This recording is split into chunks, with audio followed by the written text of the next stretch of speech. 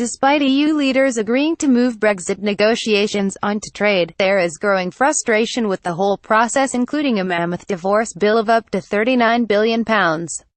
But there are more tough talks to come, with Theresa May being warned of a torrid time when negotiations resume in March after a long delay. As patience runs out, there has seen a surge in support for a petition on the Parliament website calling for Britain to tell Brussels it wants no deal and leave right away. Signatures have now soared past 100,000, which means it must be considered for debate in Parliament. Getty people want Theresa May to walk away from the EU. The campaign is asking Theresa May to give up on the entire Article 50 process instead of subjecting herself to more humiliation by Brussels chiefs.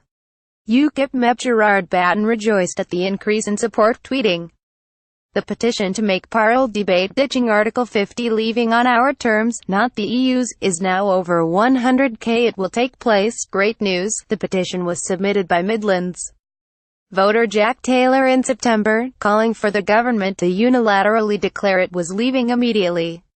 Getty: should Theresa May abandon talks? It states the government should walk away from the Article 50 negotiations and leave the EU immediately with no deal. The EU looks set to offer us a punishment deal out of spite.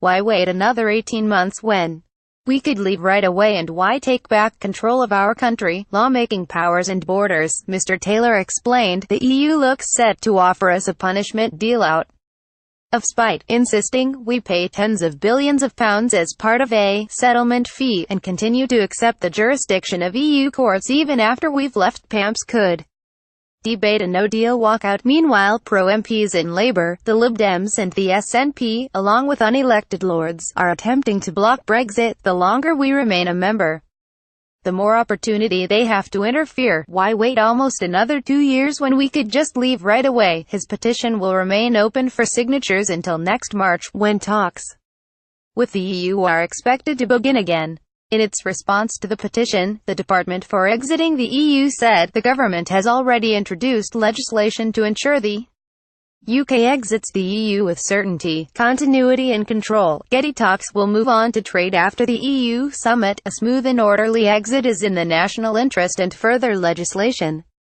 will be introduced to deliver that. Both the UK and the EU should want to achieve the best possible outcome and the strongest possible partnership for the future.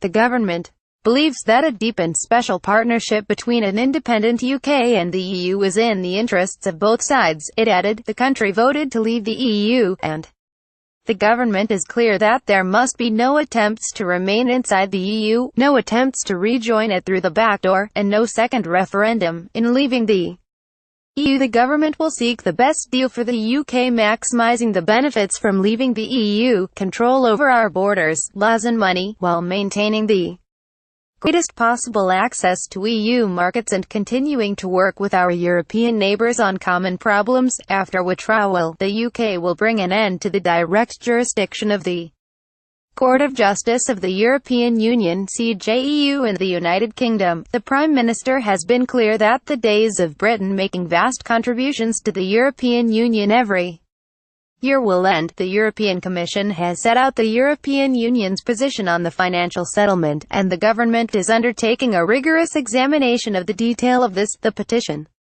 can be found on the Parliament website.